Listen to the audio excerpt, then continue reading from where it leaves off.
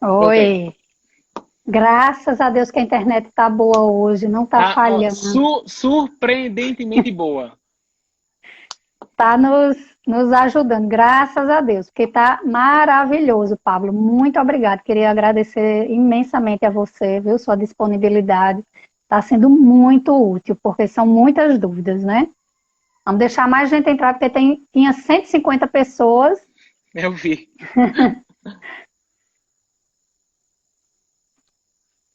Vamos ver se vai entrando Aí, mais aí, gente. aí eu tô vendo Georgia falar aqui, aí toda vez quando eu lembro de Georgia, eu me lembro de dengue, né? Que eu acho que é tão importante a gente lembrar da dengue nesse período, né? E agora saiu um Ah, artigo muito. recente falando sobre a possibilidade de reação cruzada entre os testes de dengue e de Covid. Aí se dá uma confusão tão grande no meio de campo. Toda vez É, viu? quando eu olho para Georgia, eu só me lembro de dengue. Eu peguei muita criança no consultório com dengue. Eu acredito, assim, mais do que o ano passado. O ano passado eu quase não tive paciente com Não dengue. E esse teve, ano não teve, muito. não Será que teve. é porque as pessoas estão mais em casa e aí o Não sei, mosquito. não sei, doutora. O que eu vi, o que eu percebi foi o seguinte: lá no começo da pandemia, eu consegui dar muito diagnóstico de dengue por PCR, né? Pela pesquisa do RNA da dengue. Então, assim, realmente os meus casos que eu tive foram de dengue inicialmente. O governo do estado já vinha em uma força-tarefa muito, muito grande para preparar as pessoas, porque o último Lira, que é o índice de infestação da Aedes aegypti, tinha aumentado bastante em 2019 para cá. Ou seja, a gente já tinha uma perspectiva do aumento muito grande do Aedes aegypti, o que consequentemente aumentaria bastante o número de casos de dengue, chikungunya e zika. E aí, quando a gente ia começar os trabalhos de treinamento e capacitação, veio a Covid. Aí bagunçou todo o meio de campo. E eu vi aí um artigo dizendo que tinha uma nova cepa do vírus da Zika. Ah, eu vi também, mas não pude ler. Fiquei morrendo de medo, mas, Eu, mas eu não não li li, não. também, não. Não li Eu também, não não. li. Eu queria que só antes de começar a falar no tratamento, você dissesse aqui, resumisse a diferença, porque alguém já perguntou de novo, a diferença do SUAB e da Ah, sorologia. pronto. E também que alguém já perguntou e é uma queixa comum. Se tem uma pessoa doente em casa, que você já falou, mas pode ser que a pessoa já tenha entrado depois. Tem uma pessoa doente em casa, todo mundo tem que fazer o teste? Ah, tá. Então, basicamente é o seguinte: para diagnosticar a Covid, a gente tem basicamente dois testes. Então, o teste mais fidedigno é aquele que consegue o diagnóstico de certeza da Covid, com a chance de falha mínima, é o SWAB, que é o PCR. O PCR é uma sigla em inglês que ele avalia a cadeia de DNA. Então, é feito um cotonetezinho pelo nariz, é um exame que é bem cômodo. Quem já fez sabe que eu tenho alguns pacientes, inclusive, que não conseguem nem repetir o teste porque tem trauma de fazer. É um cotonetezinho mais ou menos desse tamanho, que é colocado lá no nariz, vai até a parte de trás da garganta, Ai, meu e aí ela Deus. coloca lá no fundo e roça assim na garganta. Tem que ser feito dessa forma. É feito de um lado, do outro e da garganta. São três coletas. Eu acho que hoje em dia está fazendo somente duas. Eu vi uma nota técnica que deu uma atualizaçãozinha. Mas é isso. Aí esse material é enviado para uma máquina. Essa máquina ela processa esse material e ela consegue detectar o RNA do vírus, ou seja, ela consegue fazer o diagnóstico molecular. Então é a forma mais fidedigna que a gente tem de conseguir o diagnóstico do vírus. Qual é o problema? Ele só está positivo entre o terceiro e o sétimo dia de doença, tá? Que é a capacidade que a máquina tem de conseguir replicar, né, esse vírus nesse suave. E a sorologia é o teste que normalmente a gente faz com o sangue, que é a pesquisa de anticorpos. E aí, os anticorpos do nosso organismo, ele produz baseado em uma série de fatores. E aí a gente tem chance de ter anticorpos com reação cruzada, anticorpos que produzem de forma precoce, mais tardia, anticorpos que se produzem, mas não são tão efetivos. E aí o mundo é um caminho. E aí dos testes sorológicos, a gente tem basicamente hoje três acontecendo. A gente tem o que a gente chama de imunocromatografia, que é aqueles cassetezinhos de plástico que você pinga a gotinha de sangue e aí ele corre o líquidozinho num papel. Então, É o isso teste é rápido. isso, é o teste rápido, né? Então, por exemplo, se você for num laboratório e fizer um teste de COVID, você tem que olhar a metodologia. Se foi feito imunocromatográfico, é o que é equivalente ao que as prefeituras estão fazendo. É o mesmo, tá? E aí, se for quimioluminescência ou fluorescência, aí é um teste que um aparelho avalia e faz todo o processamento dos anticorpos. Retira o sangue, Isso, né? retira o sangue. Aí tem uns que faz com sangue total, outros centrifugam. E aí tem uma variação que aí depende da metodologia de cada laboratório. E o SWAB, que garante a detecção do RNA do vírus, mesmo assim ele ainda pode ser negativo. Pode. Se feito precocemente, pode ser negativo. Se feito tardiamente, também. E durante o curso de doença, obviamente que nem todo método diagnóstico ele é assertivo, depende da pessoa que coleta, como coletou, se teve sangue, se não teve sangue, e também da qualidade da amostra. Então, ainda pode sofrer aí 2% de negativação, 3% de negativação, que é possível isso acontecer. Sim. E o SWAB entre 3 e 7 dias, a coleta. Exato, né? exatamente. E a sorologia, que estão perguntando aqui, a partir de quantos dias ela pode dar positiva? Para profissionais de saúde, o Ministério da Saúde estabeleceu algumas rotinas para que esse profissional consiga voltar mais cedo. Então, para profissionais de saúde, acabam testando com 8 dias. Nos municípios que eu presto consultoria e sugiro algumas alterações, eu tenho recomendado que faça depois do 10º dia. Todo mundo sintomático, todo mundo com síndrome gripal já está em isolamento por 14 dias. Fazer com 8, com 10, com 12 dias não vai fazer diferença para essa pessoa que vai ter que manter o isolamento independente do resultado. Mas eu tenho recomendado que seja feito depois do 10º dia. Por uma segurança, alguns laboratórios pedem até 15 dias, então isso é bem variável. Para os profissionais de saúde que estão com algum familiar em casa doente, a recomendação. Ixi, aí é outra briga. Outra polêmica. Outra polêmica. Aí, assim, o que é que eu tenho feito? Afasta, não afasta, né? Quantos dias, se faz exame. Pronto. Aí eu divido os profissionais em 2 grupos. Os que têm trabalho formal e os que têm trabalho não formal. Então, por exemplo, os profissionais de saúde que trabalham de carteira assinada, com um contrato fixo, com direito a colocar atestado e tudo isso, devem procurar as empresas que os contrataram, que eles devem ter médico do trabalho para atender, e aí cada médico do trabalho tem um fluxograma para seguir. Eu já vi... Foi engasgo, não foi Covid. Opa! Eu já vi, assim, vários fluxogramas, várias condutas, e realmente, assim, é difícil para a gente, como especialista, passar uma determinação para um grande público, e aí, de repente, ele chega lá no meio do trabalho e fala assim, porque eu vi, eu falando. Sim. Então, assim, se for profissional de saúde com um trabalho formal, ou seja, eu estou trabalhando de forma formal, carteira assinada, vai no médico do trabalho, e ele vai ter lá um fluxograma. A empresa tem... Eu já vi empresa com disponibilidade de SWAB, eu já vi empresa com disponibilidade de teste sorológico, com um teste rápido, e aí já vi empresa afastar 14 dias, já vi empresa afastar menos do que 14 dias. Eu sei que profissionais de saúde da segurança pública, eles têm um tempo de retorno mais curto, porque é uma necessidade da pandemia. Quando o profissional de saúde ele não é vinculado a um emprego fixo, por exemplo, aí normalmente eu sigo o critério da população geral. Adoeceu alguém da família, é 14 dias de isolamento. Então, eu mantenho isso. Se ele deseja voltar, ele precisa voltar para poder suprir as necessidades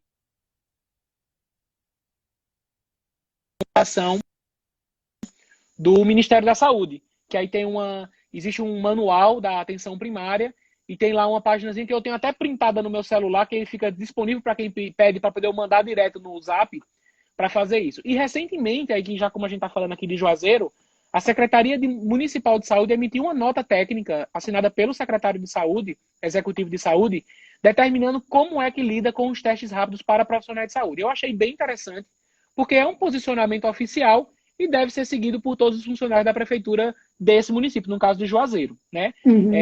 Eu sei que Crato também tem um fluxograma que a Unidade Sentinela faz, Brejo também tem, que são municípios que eu trabalho, mas o de Juazeiro foi o único que eu tive acesso à nota técnica mesmo, um papelzinho formado, bem direitinho, dizendo se o IgM for positivo faz isso, se o IgG for positivo faz isso, e assim por diante. Achei bem interessante.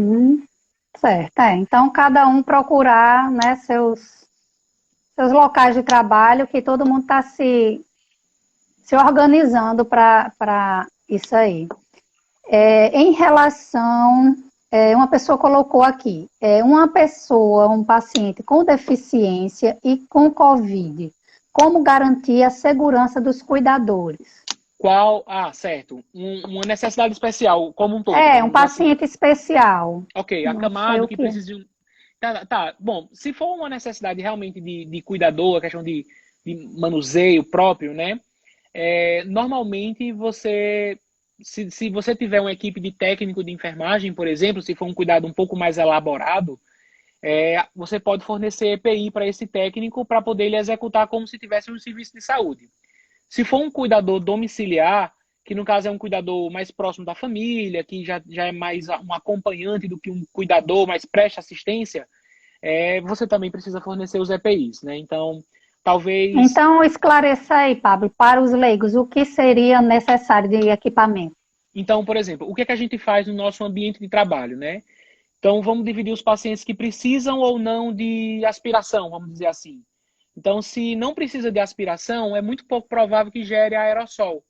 Então, nesse contexto avental, né, descartável, luva, máscara, né, pode ser a máscara descartável, de preferência a máscara cirúrgica, né, e um gorro, né, para poder fazer o manuseio do paciente, né, limpeza de evacuações, de fraldas, limpeza, acompanhamento, troca de roupa, banho no leito, tudo isso é possível ser feito. Em pacientes que fazem aspiração e que o técnico, no caso o acompanhante, faz a aspiração, é importante que ele esteja disponível aquela máscara respiradora mais elaborada, né, que é a N95 ou a PFF2, que seria mais ou menos... o meu modelo, o modelo que eu tenho aqui é um modelo diferente, mas é um modelo que tem que ter essa inscrição aqui, ó, que é a PFF2, né, que garantiria aí contra os aerossóis. E aí, se tiver aspiração, precisa realmente fazer isso, ou nebulização, né, precisa ter essa proteção para o cuidador. Seria o ideal. Meu esposo está com suspeita de Covid, tenho 2 filhos e estamos em casa. Meu bebê tem 5 meses e a minha menina 6 anos. Como faço para protegê-los? Difícil, muito difícil, Thaís. Porque é aquele contexto que a gente estava falando lá no começo, né? A dinâmica familiar, cada família tem uma dinâmica diferente, né? Um bebê de 5 meses e um filho com 6 anos, de 6 anos deve estar subindo pelas paredes com esse isolamento todo. Então, assim, é muito complicado, né? Então, o isolamento domiciliar da pessoa com Covid, né, no caso o esposo com Covid, se ele ficar isolado no quarto, e aí a recomendação é essa, né, que ele fique no quarto de porta trancada e janela aberta, né? Todas as refeições no quarto, banho no quarto, todas as necessidades dentro do quarto, né? Ou num banheiro privativo para ele, se não tiver banheiro dentro do quarto. Mas é aquela mãe que está tendo que cuidar do marido, da casa e dos filhos. É difícil. Complicado. Aí lavar a mão direto, gente, Isso. Máscara direto, né? Lavagem das mãos, álcool gel, máscara, evitar estar pegando no nariz. E aí, assim, se precisar coçar o nariz, lava a mão. E lembrando assim, se o adulto está requerendo cuidados, como cuidados especiais, talvez esse adulto precise ir para o hospital. Para o hospital, né? exatamente. Né? E aí assim, se for um adulto que seja um pouco mais sensível a alguns adoecimentos, né, que ele tente se ajudar também para poder ajudar no contexto familiar, né? Aí tem que botar a mão à palmatória também. Quando eu estou doente, eu tenho algumas deficiências. Homem é mole demais quando fica doente. Eu não queria dizer isso não, por conta dos meus amigos que estão aqui. Mas a senhora falou, eu vou me reservar o direito de me calar. Tá bom.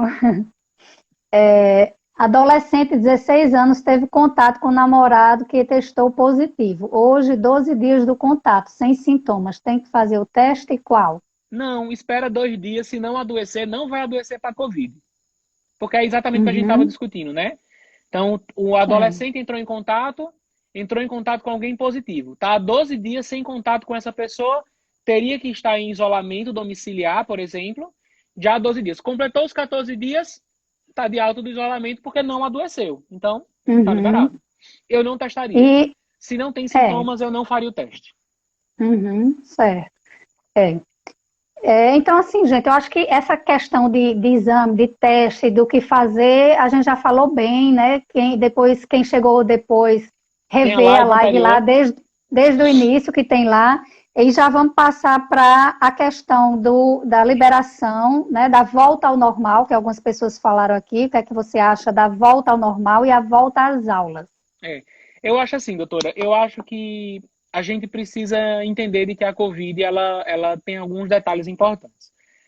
Muito do que a gente tem visto aqui no interior do Cariri, e é uma percepção muito pessoal minha, é que, assim, a gente tem duas curvas acontecendo.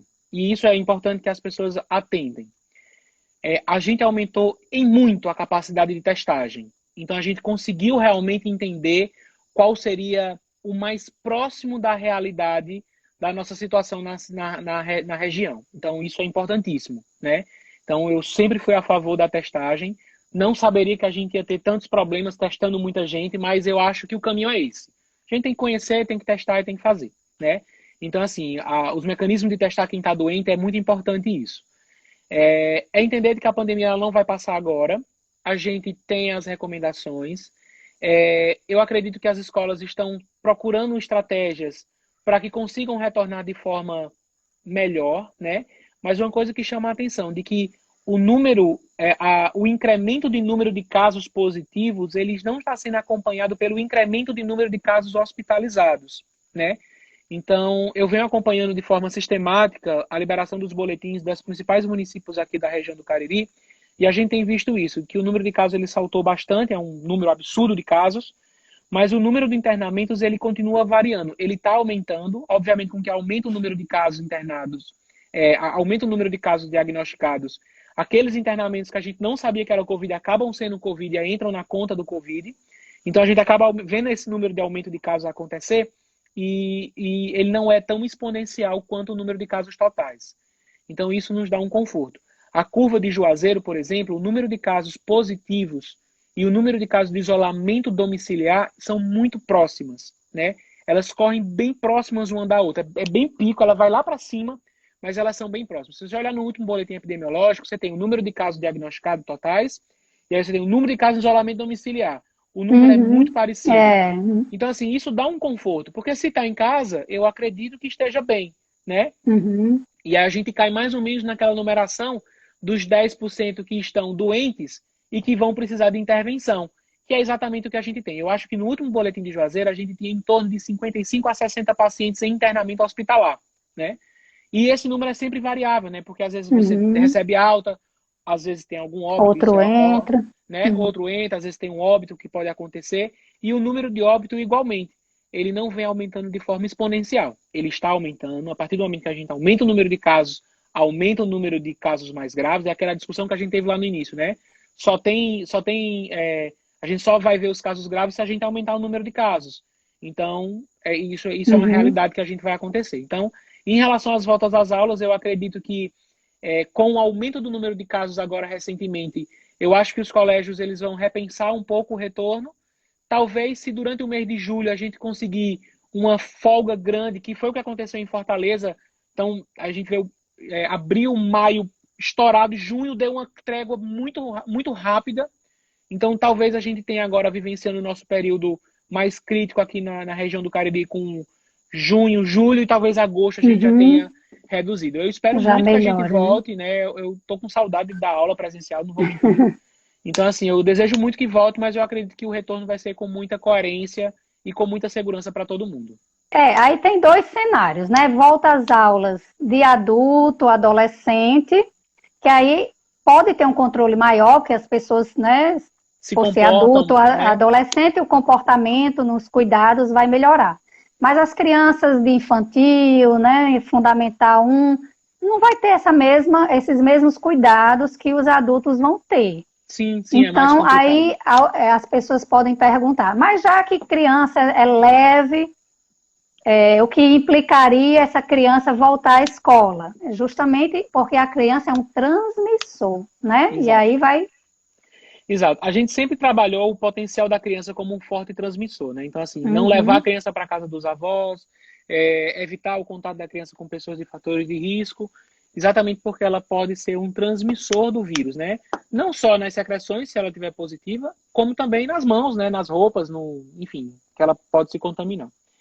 É uma situação difícil. Eu confesso a você que, assim, não sei se é porque Benício não está na escola ainda, então eu me reservei ao direito de não raciocinar muito, Mas eu acho que o retorno vai ser ponderado, né? Eu acho que Mas eu acho que assim, na minha opinião, eu acho que voltando à escola dos pequenos, poderia aumentar o número de casos, né? Justamente porque a criança iria se contaminar na escola e iria levar para casa, para é, quem tem mais risco é que sofreria essa isso. consequência. Talvez uma criança que tem um pouco melhor do autocuidado, né, de higienizar as mãos, que consiga ser, como é que eu posso dizer, condicionada a esse hábito, eu acho que poderia facilitar esse retorno, né? E realmente as crianças É. menores terem essa volta repensada, né? Eu acho que sim, acho que Uhum. seria uma opção boa. E o comércio? E a gente Bom, vê aí, assim, o comércio fechado, mas o povo na mais rua, aberto, o né? povo meio Comércio aberto, e o povo na fechado, mais rua aberto. também, sem os É, cuidados, e é. os comerciantes sofrendo aí, né? É difícil. Eu acho que assim, eu acho que o plano de retomada proposto pela Secretaria de Estado, ela é um começo. E outra coisa, assim, acho que nunca na história a gente pensou na possibilidade de passar por uma situação como essa, né? Então, assim, Nunca. É incrível.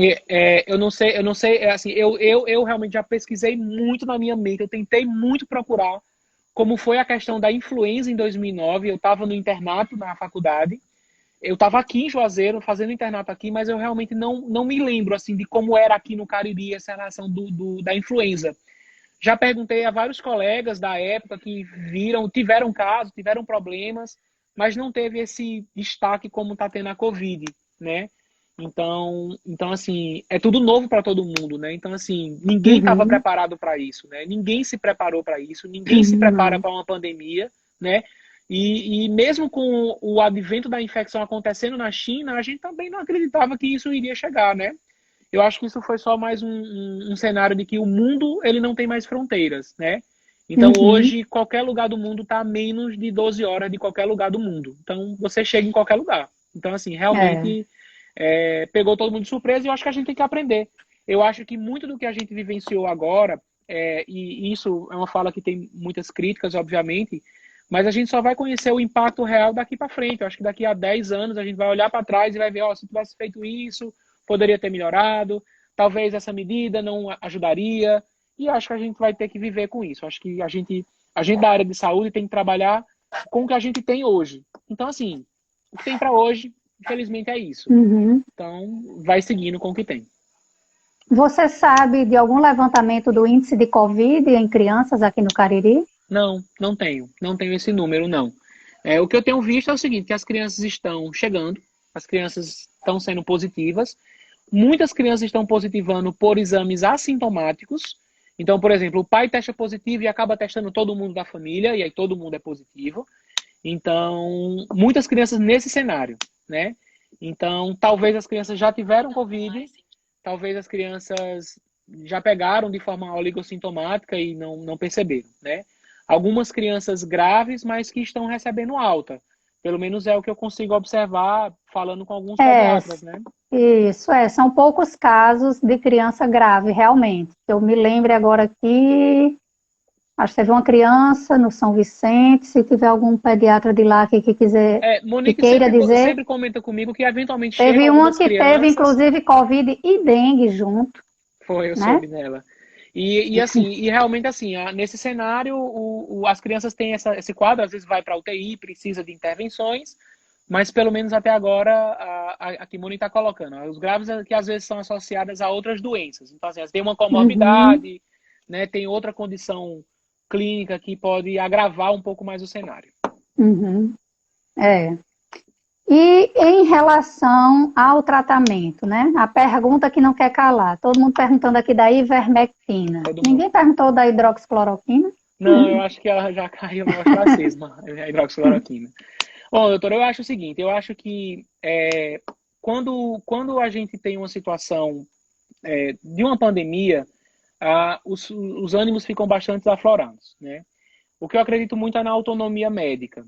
Então, assim, eu acho que cada profissional de saúde, ele tem, e com o aval do Ministério da Saúde, com o aval do CFM para fazer terapias compassivas, que é uma terapia compassiva, é uma terapia que a gente não tem a menor noção se ela vai ter efeito, a gente não tem nenhum trabalho que mostre a efetividade dessa terapia, e a gente pode utilizar, né?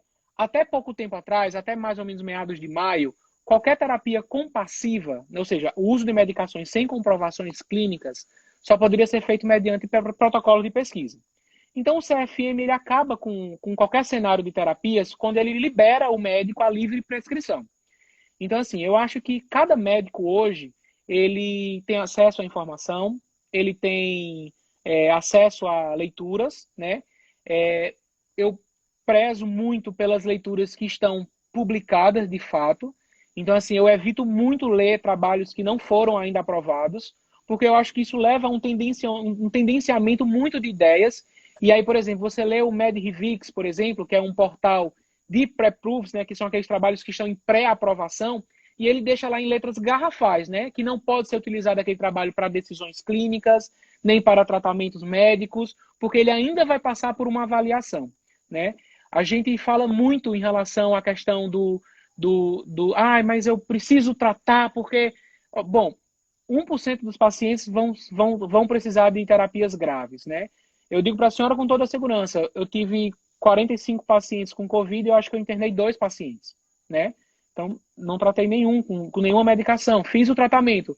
E aí, uma aluna hoje me perguntou, ela chegou assim, mas Pablo, eu vou tratar o paciente só com dipirona? Eu falei, não, minha filha, não reduza a qualidade da sua consulta médica à prescrição de uma dipirona.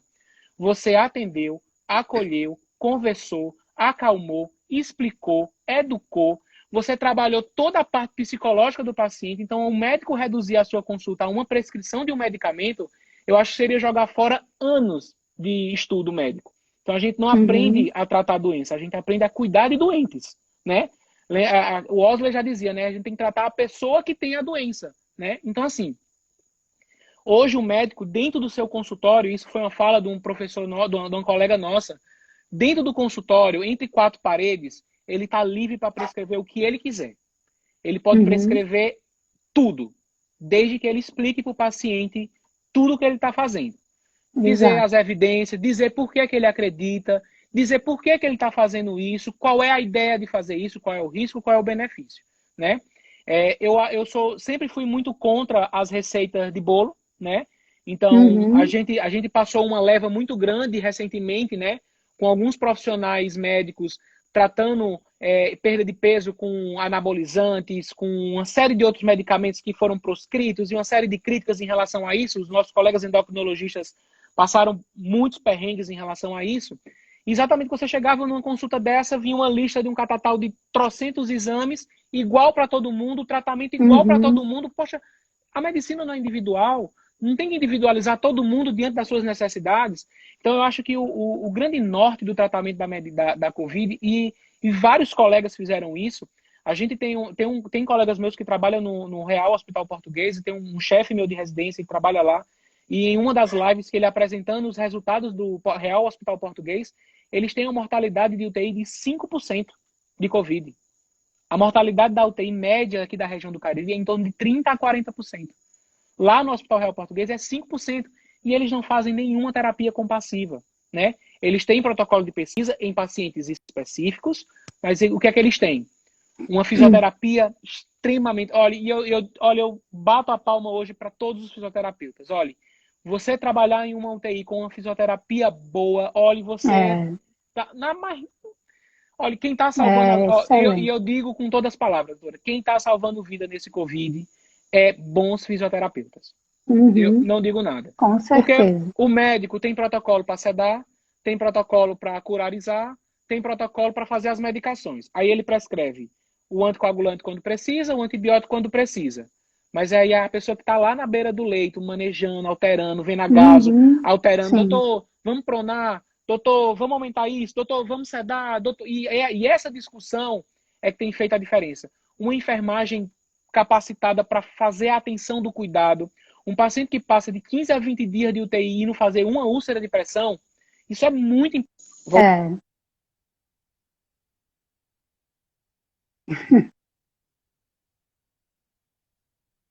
Tá sem voz agora, tá sem voz. Eita, acho que foi meu fone de ouvido que acabou a bateria. Voltou. Foi. Voltou. Tá, foi meu fone que acabou a bateria. Então, assim, uma equipe de enfermagem bem montada, bem organizada, né? Com técnicos dedicados a fazer medicações nos horários, saber lidar com as dosagens, não errar a medicação, isso faz toda a diferença no tratamento intensivo, né? Então, às vezes, o que a gente tem visto é que os pacientes eles estão apresentando quadros muito graves, né? Muito mais do que o habitual, mas a gente tem visto que os que estão conseguindo sair, eles estão diante de uma equipe multiprofissional, adequada, profissional, dedicada, e isso realmente tem feito muita diferença. Não só aqui, no Cariri, mas em todo lugar onde a gente encontra de quem está tendo bons Porque se o sucessos em relação a paciente isso. tiver em uma UTI, mas uma equipe que não sabe manusear respirador, que não sabe manusear as drogas certas no tempo certo, né? Uma equipe de enfermagem também que não é treinada, uma fisioterapia que não consegue atender às necessidades desse sistema respiratório, não vai adiantar de nada a UTI, né? Exatamente, com Então, certeza. são os profissionais que fazem realmente o tratamento dar certo. Exatamente. Então, assim, então isso realmente faz toda a diferença, toda a diferença. E aí, assim, em relação às medicações, só retomando. Então, assim, eu acho que cada hoje profissional ele é livre e demanda para prescrever. Então, assim, a partir do momento que o Conselho Federal de Medicina estabelece que o profissional médico pode prescrever, para mim, eu fiquei muito calmo e muito tranquilo, né? Então, assim, para fazer a prescrição das medicações é preciso um termo de consentimento livre, esclarecido, assinado pelo médico, assinado pelo paciente, e ele tem que ser explicado do que está sendo feito, né? E aí eu acho que, assim, a discussão não existe, né? Eu particularmente não tenho feito medicações nem profiláticas, nem terapêuticas. Medicações que têm efeitos ouvidos, né? Mas, por exemplo, quando o paciente chega para mim e ele está com uma pneumonia associada, né? Eu tenho uma gama de antibióticos para utilizar. Eu preciso cobrir germe atípico. Qual é o que eu vou fazer? Eu vou fazer a cobertura habitual para germes atípicos, que é o antibiótico que eventualmente está sendo feito nos protocolos. Né? O paciente internou na UTI vai precisar de corticoide, por exemplo. Então, o corticoide e os anticoagulantes, né, já são comprovados a eficácia, a necessidade. Já tem o seu papel, né? Já tem o seu papel de utilidade, né? Na prevenção de trombose, no processo inflamatório. Então, por exemplo, se a gente vai fazer corticoide, a gente já sabe, né? Tem até um dizezinho, né? Se a gente vai fazer o corticoide, tem que tratar parasita, porque senão ele vai fazer uma infestação por estrongiloidíase. Então, é uma rotina. Então, quando a gente individualiza cada paciente em suas necessidades, então, por exemplo, eu tenho um paciente que eu não fiz corticoide, eu não faço anticoagulante domiciliar, eu tenho um morro de medo de fazer anticoagulante domiciliar, principalmente por conta da epidemia da dengue. Então, eu já recebi pacientes gravíssimos que fizeram Clexane e era dengue. Então, assim, dengue não pode nem sentir o cheiro de anticoagulante. Então, assim, precisa realmente ter um cuidado, tem que ter um zelo, tem que ter um olhar individualizado para cada paciente. Eu acho que todo profissional, toda a população deve desconfiar daquele profissional que tem aquela receitinha de bolo pré-pronta. Não, vou mandar aqui esse kit aqui para você de exame, esse kit aqui. Então, eu acho que cada tratamento ele tem que ser uma individualização para a necessidade do paciente. Recentemente saiu um guideline bem importante, acho que foi ontem ou foi hoje, eu estava lendo ainda o escopo dele, e aí a recomendação principal é atender às necessidades que o doente precisa. Então, por exemplo, na criança eu acho que não tem muito isso de fazer anticoagulante profilático, mas, por exemplo, todo paciente que vai para a UTI recebe anticoagulação profilática. Todo paciente que faz choque, faz sepsis ou faz SARA, que é o pulmão ruim, que é um pulmão que a COVID simula bastante, recebe corticoide. Então, assim, a individualização é baseada na necessidade de cada paciente. Eu acho que isso é o que faz a diferença de um bom tratamento. A história da ivermectina, né, surgiu pela hipótese de que na África a gente esperava que fosse a África devastada. Imagine essa Covid na África, né? Que ninguém toma banho quase, que é difícil o acesso à água, à higiene, né? A pobreza dele a gente sabe como é. E aí, lá eles fazem de rotina a ivermectina para outros agentes, né? Para outras doenças. E lá não está tendo muito caso. E em casos também de asilos, de hospitais psiquiátricos, que também os pacientes fazem de rotina, de 6 em 6 meses ou mais tempo, a ivermectina para tratamento de piolho, para escabiose, e nesses locais se viram que também estava, assim, tinha menos casos, se contaminavam menos. Em Né? relação, Foi isso aí que surgiu, em e relação, aí... os estudos que saíram, né? Saiu um estudo assim, a ivermectina, eu estava lendo alguns trabalhos falando sobre isso. A ivermectina tem ação antiviral contra HIV, tem ação antiviral in vitro, né? Em estudo de laboratório. Contra HIV, anti-oncológica, né? Contra alguns cânceres, mas que as doses para se alcançar essa quantidade de concentração da ivermectina para atingir a inibição viral, elas são cavalares. Então, assim, você fornecer a ivermectina em uma subdose, que é a dose habitual que a gente trata, porque a gente não pode fazer mais do que a dose habitual, seria uma forma da gente, de repente, não estar fazendo nada. O que eu acho que às vezes acontece é o seguinte: na África, por exemplo, uma outra interpretação que pode acontecer é o seguinte: lá a gente tem muitos pacientes com HIV. Então usam muitos antivirais que a gente não usa aqui. De repente pode ter algum efeito paralelo. Então, lá utiliza muito caletra, lá utiliza muito o atazanavir, que são drogas que já viram que tinham um potencial antiviral. O sistema de saúde da África é precaríssimo. Então, será que a gente está tendo as informações verdadeiras? A gente aqui no Brasil, com o sistema online, transparência, a gente não sabe se está vendo os dados reais. Então, na África, também a gente cai no mesmo. Em relação aos asilos, eu acho que é uma boa estrutura. Talvez se os asilos, né, alguém pensasse nessa possibilidade, né, fazer 50-50, né, 50%, 50%, né, faz metade e outra metade, porque quando você faz em massa, né, uma droga para todo mundo, você não consegue comparar. E aí, se eu não comparo, será que eles não iam pegar? Então, por exemplo, um asilo que recebe pouca visita, um manicômio que ninguém vai ver, que já são populações que são isoladas. Então, será que não iriam pegar mesmo? Então, a grande dúvida é essa. É a falta de um relato de um benefício claro. Digo e repito, o médico hoje tem autonomia para prescrever o que ele bem entender. Então, ele tem que assumir as responsabilidades. Eu acho que isso é um direcionamento. Eu acho que hoje, no mercado disponível, na nossa região, existe uma gama de profissionais que o paciente pode se sentir livre, a livre escolha, né?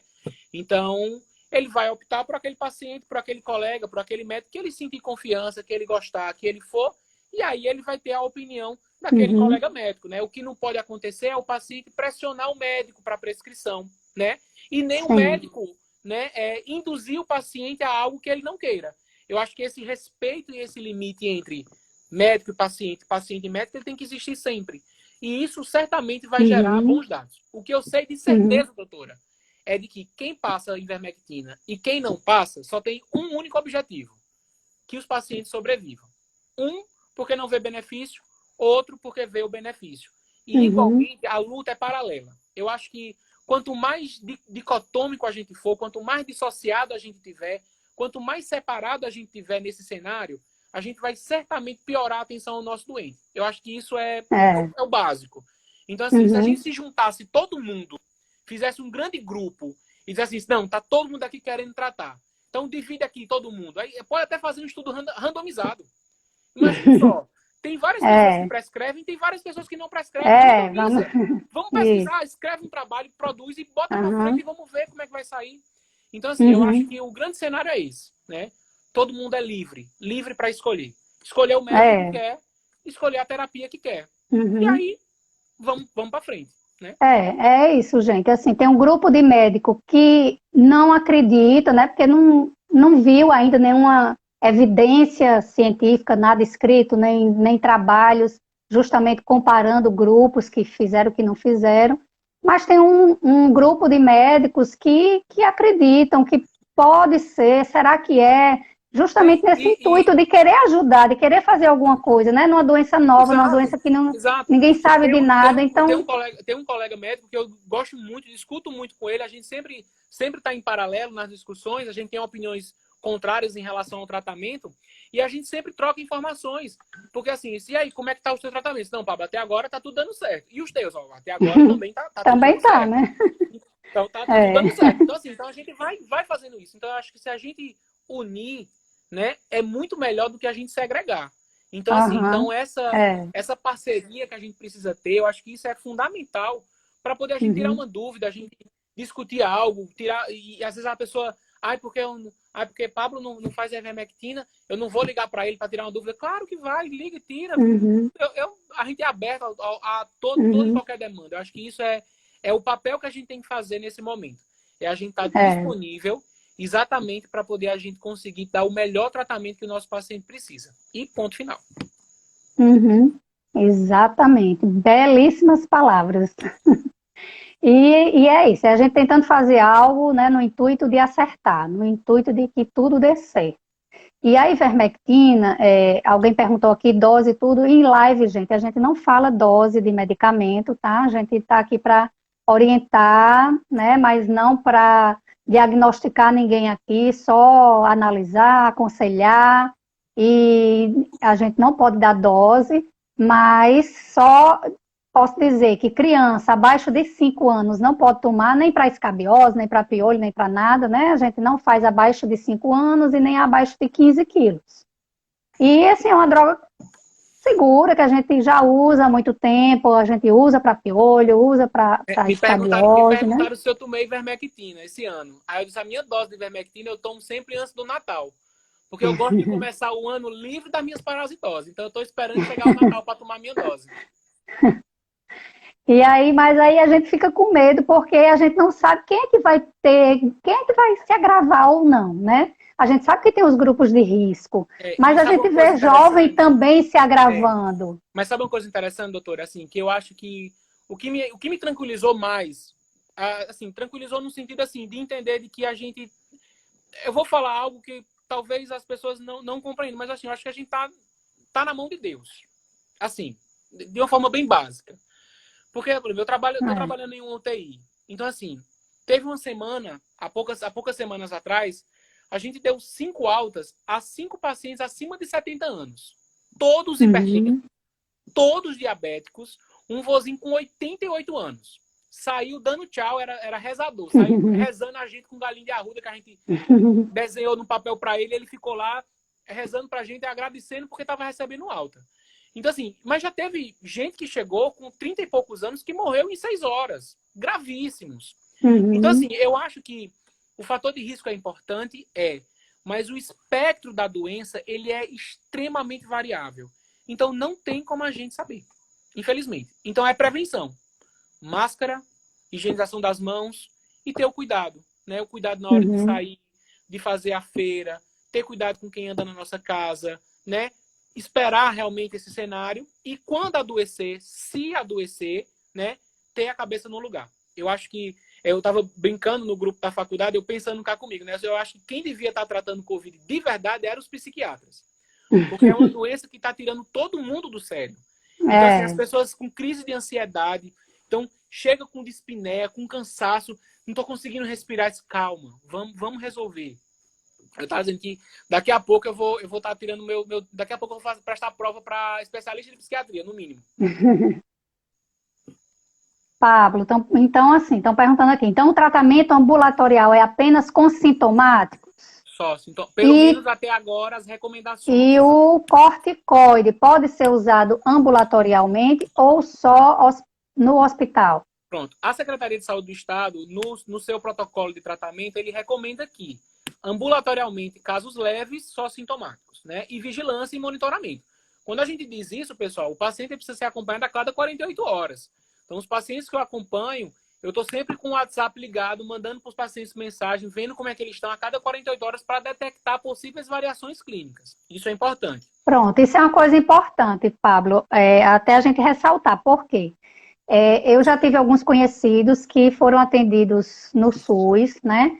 E é assim, não, você tá bem, pouca febre, assintomático, vá aqui com essa receitinha e tchau. Sem orientação dos sinais de piora e que tem que retornar. Exato. Só retorna se tiver sinal de piora ou teria que retornar mesmo para uma reavaliação, seria melhor. Existem várias estratégias. O que a gente tem trabalhado muito, principalmente com o pessoal da atenção primária, dos PSFs, é que as unidades de bairro consigam reconhecer os pacientes suspeitos e possam fazer teleatendimentos, inclusive. Então, por exemplo, ligar para o paciente, utilizar a agente comunitária de saúde para ir nas casas, ou pelo menos para receber uma notícia de como o paciente está, para poder a gente conseguir esse cenário. Isso é extremamente importante, né?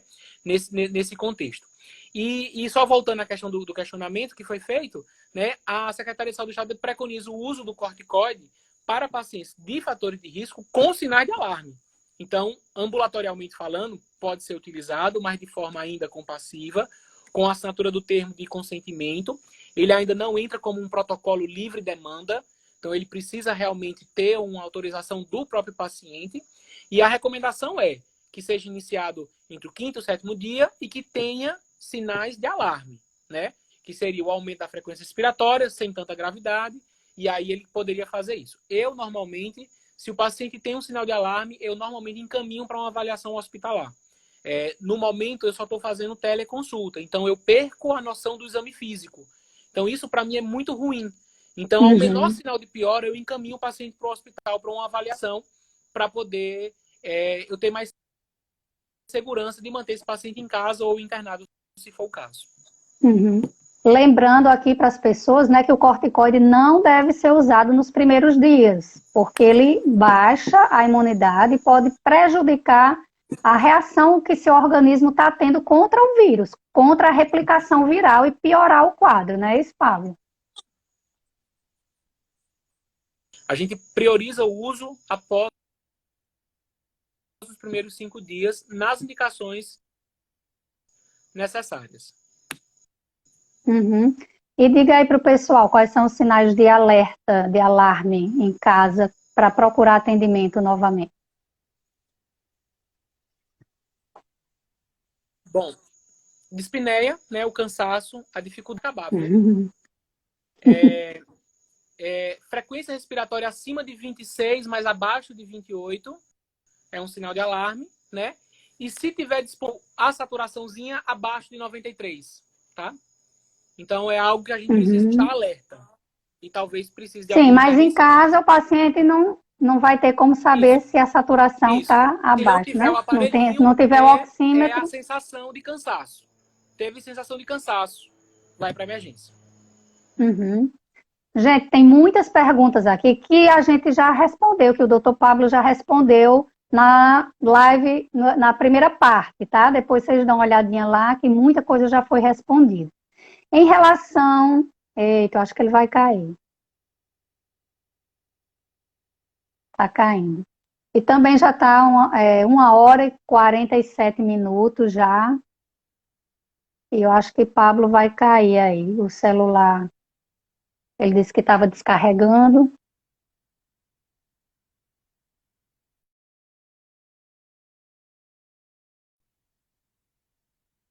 Ó, acho que ele saiu. Deixa eu ver se ele vai voltar, só para a gente concluir, tá? Então, gente, vai ficar gravado no IGTV, vai ficar gravado no meu YouTube. Tem muita pergunta aqui que já foi respondida, tá? Então já foi falado sobre o que fazer com a criança, o que fazer no isolamento, o que é o isolamento, quando sair do isolamento, sobre os exames já foi falado, tá?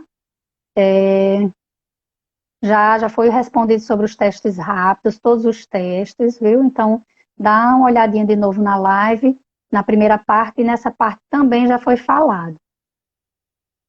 Não sei se ele vai voltar, vamos ver aqui se ele vai voltar. E aí eu ia perguntar a ele sobre a questão dos deliveries. O risco de contaminação nos deliveries. Vamos ver aqui se ele correu para pegar o carregador. Ou não.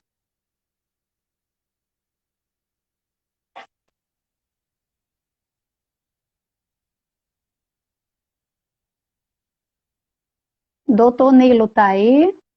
Acho que não, né? Eu tinha até pedido para doutor Nilo, pediatra, né, da Unimed, para falar um pouquinho sobre como é que estão os atendimentos lá na Unimed. Está chegando muito caso de criança, como é que está tendo lá, mas ele está de plantão hoje, disse que ia entrar, mas acho que...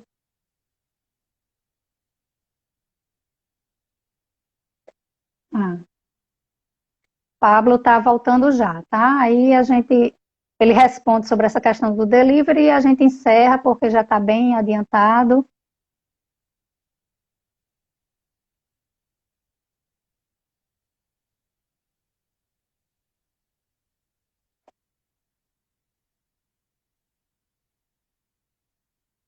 Uma dúvida que sempre aparece é se pais positivaram, o ideal é manter a criança em casa com eles, né? Ao invés de mandar para os avós, e com certeza. Porque se os pais adoeceram, essa criança já teve contato com os pais. Porque quando você começa a sentir os sintomas, você já vinha com o vírus, já podia estar transmitindo. Então, não levar essas crianças para os avós, porque aí eles podem estar contaminados já e levar para os avós, tá? Eles têm que ficar junto com os pais em casa e manter aquela quarentena de 14 dias e observar se a criança vai apresentar sintomas gripais, né? Tosse, coriza, febre, dor de garganta. Cadê, Pablo? Voltou?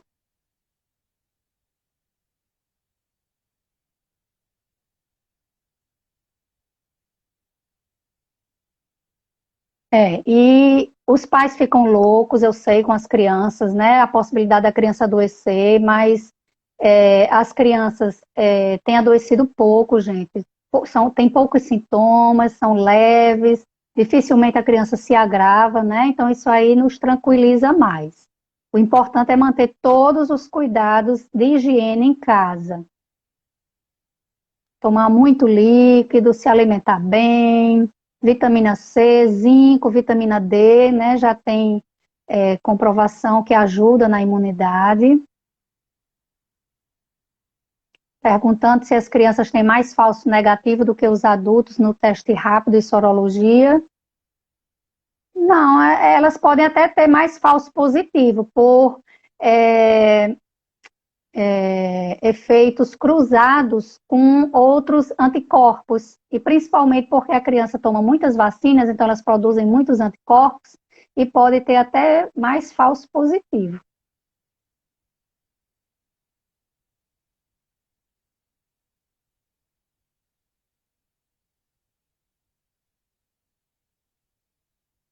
Deixa eu ver aqui, viu, se Pablo vai voltar.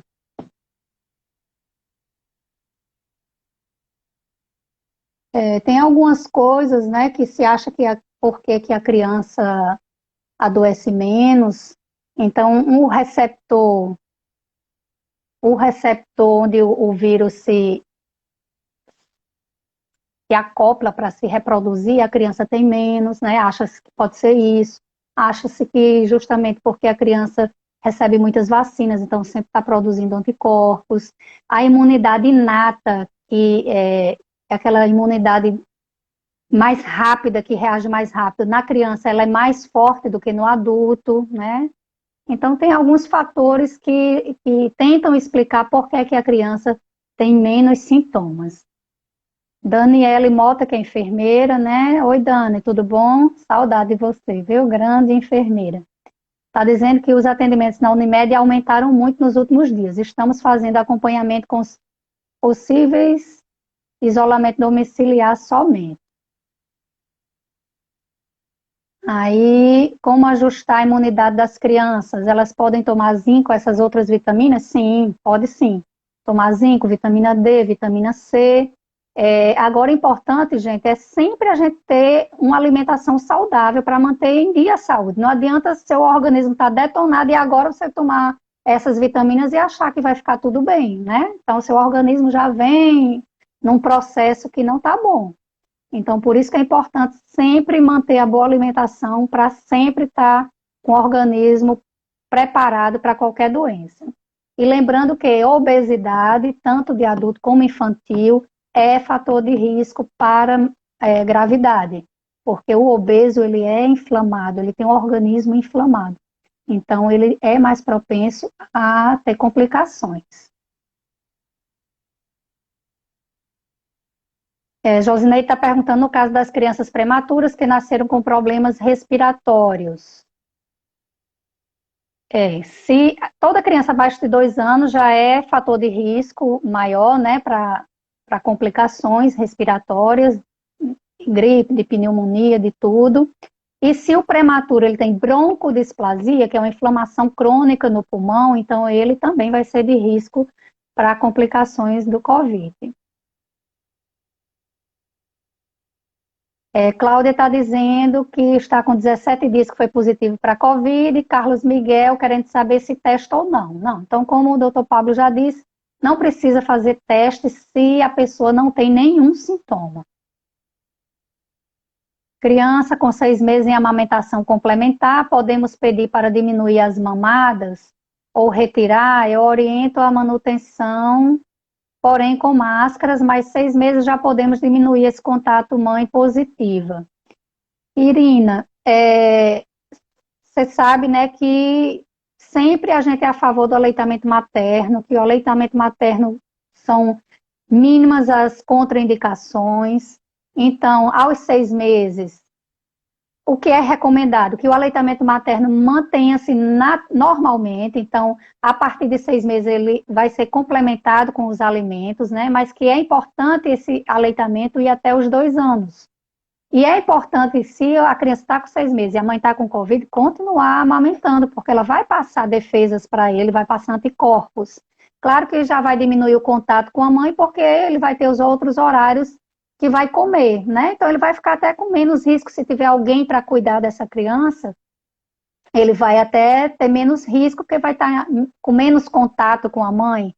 Mas nem sempre isso é possível, né? Alguém que fique exclusivo para cuidar da criança e a mãe com contato mínimo, contato só quando vai amamentar, ou a mãe ordenhar o leite e deixar. Então isso não é a realidade da população em geral, né? E então, mas a gente preconiza que mantenha de qualquer forma o aleitamento materno, mas, claro, com o uso da máscara, lavagem de mãos, né, todo o cuidado.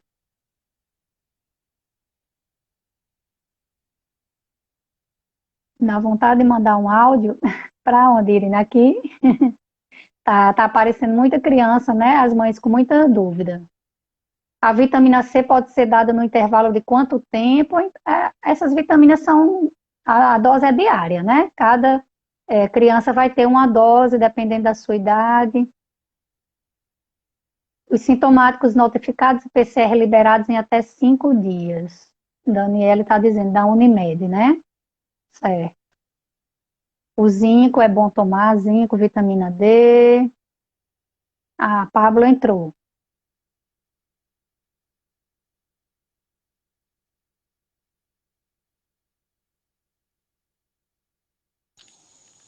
Demorei. Mas eu fiquei respondendo aqui algumas perguntas que foram surgindo. Mas já vai dar 2 horas de live, não tem mais como, né? Queria só fechar aí a questão dos deliveries que perguntaram aqui. Ah, sim. Inclusive, eu dou muito plantão e já estou com medo de pedir entrega de alimentos. Já estou levando de casa com medo. Não, teve uma pessoa que perguntou assim, Pablo, e o pão carioquinha com queijo e presunto? Eu disse, não faça essa pergunta não, pelo amor de Deus. Ó, a gente sabe que existe, muitas empresas sérias têm trabalhado realmente um cuidado especial na entrega. Pelo menos as que eu costumo pedir, assim, o entregador ele vem mascarado, eu sempre vejo o álcool gel, e eles sempre entregam a sacolinha pela alça e tudo. Então, assim, o ideal é que recebeu aquela encomenda, vai direto na cozinha, higieniza ali a superfície com álcool gel, né, aquela superfície. Enfim, é um risco, tá? Não tem como garantir, a gente não tá dentro da cozinha da pessoa para saber se ela espirrou, se não... Então, realmente é questionável, né? Então, assim, é uma possibilidade, é uma janela aberta, mas, enfim, às vezes é difícil, né? Às vezes você tá sem funcionário, você dispensou a funcionária e você não tem como fazer em casa. Teve uma família que eu atendi que ela estava comendo de marmita todos os dias. Então, assim, tem algumas concessões que você precisa usar um pouco do bom senso. Então, assim, você vai se expor, vai pesar na balança e vai tomar uma decisão aí. Ó, 28 segundos para encerrar. Então, queria agradecer muitíssimo, muitíssimo obrigado, viu, Pablo? Foi excelente. E obrigado a todos e assistam de novo e passe aí para os amigos. Disseram até aqui que era bom a gente botar no Jornal Nacional, olha aí. Ah, Maria, não. Tá. Deixa só pra gente mesmo. Tá, beijo, boa noite a todos. Tchau, tchau. Tá, tchau.